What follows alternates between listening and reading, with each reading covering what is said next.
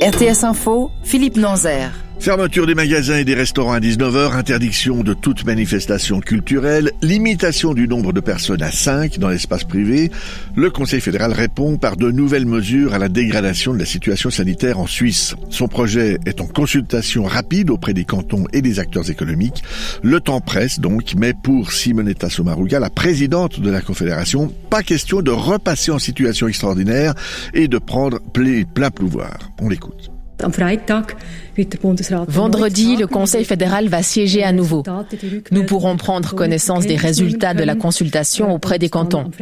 Vendredi, nous pourrons déjà décider et le Conseil fédéral pourra mettre ces mesures en œuvre très rapidement. Donc cette situation particulière dans laquelle nous nous trouvons ne nous empêche pas d'agir rapidement. On n'est pas du tout empêché dans notre action par le fait de ne pas être en situation extraordinaire.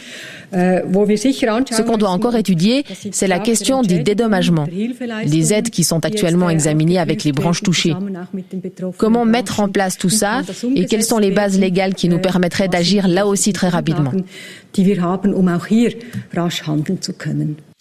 Les CFF et Trenitalia suspendent leur liaison transfrontalière entre la Suisse et l'Italie. Une décision qui est basée sur un décret du gouvernement italien pour lutter contre le coronavirus.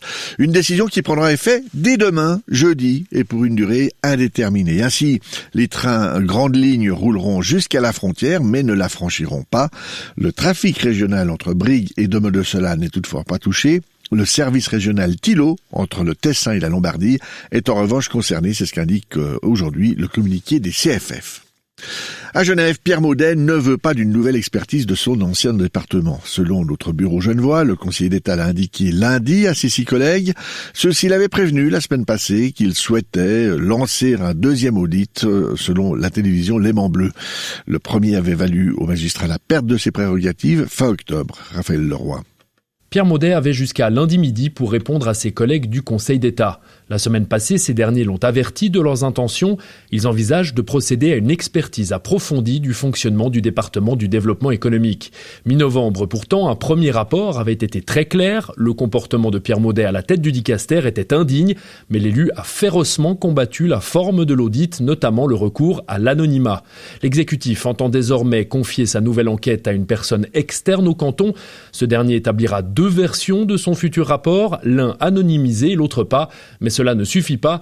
Dans une lettre rédigée par son avocate, Pierre Maudet s'interroge sur la pertinence de lancer une telle enquête à 3 mois d'une élection partielle. Il s'interroge aussi sur sa base légale et son coût. Le magistrat demande de renoncer à cette expertise et propose la saisine d'autres instances, comme la Cour des comptes. Il exige aussi l'invalidation du premier audit et la récupération de son dicaster. Le Conseil d'État genevois communiquera ses intentions cet après-midi. Un nouveau coup dur pour le groupe Tesla en Allemagne. Le constructeur américain de voitures électriques a dû suspendre pour la 2e fois cette année les travaux de construction d'une future usine qui se situe au sud-est de Berlin. Le site doit produire à terme 1,5 million de voitures électriques, mais les travaux sont suspendus pour préserver des lézards, Blandine Milsan. C'est une plainte de 2 associations écologistes qui a provoqué la suspension provisoire des travaux. Une plainte en référé déposée lundi au tribunal de Francfort-sur-Oder à la frontière avec la Pologne. Les écologistes dénoncent cette nouvelle tranche de travaux lancée par Tesla pour installer des canalisations et mettre en place des surfaces de stockage sur 83 hectares. Ils estiment en effet que cela va contre la législation sur la protection de l'environnement, car ces 83 hectares de forêt abritent des espèces protégées de lézards et de serpents. Le tribunal a donc ordonné la suspension des travaux de déboisement pour étudier la situation avant de rendre un jugement sur le fond. Cette future usine, présentée par le groupe Tesla lui-même comme gigantesque, suscite les inquiétudes notamment sur l'équilibre des ressources en eau de cette région forestière. Mais l'objectif de Tesla n'a pas bougé, produire 500 000 véhicules électriques à partir du mois de juillet 2021. Blandine Milsan, RTS Info, Berlin. Et là, il n'y a pas de lézard. On jouait au hockey sur glace hier soir. En National League, Genève Servette s'est imposé 4-3 au tir au but dans sa patinoire face à Fribourg-Gotteron. Lausanne a battu Berne 3-0. Lausanne qui conforte ainsi sa première place au classement. Et Ambri Piotta a dominé Davos 6-2. En Swiss League, succès de la Chaux-de-Fonds sur Grasshopper 5-3. Ajoie a battu Turgovie 1-0. Et Sierre s'est imposé à Langenthal sur le score de 6-2. En football, dans le cadre de la Ligue des Champions, la Juventus de Cristiano Ronaldo, auteur d'un doublé sur penalty, a écrasé le FC Barcelone de Lionel Messi 3-0 au Camp Nou.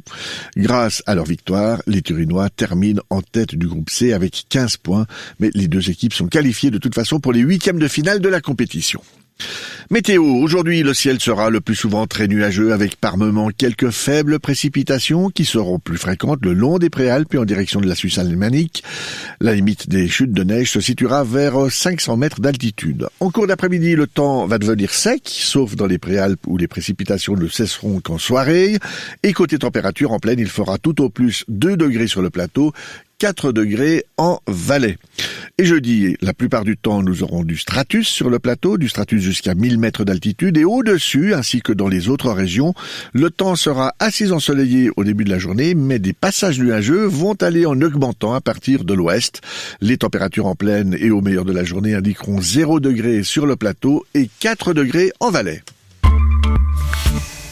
Espace 2.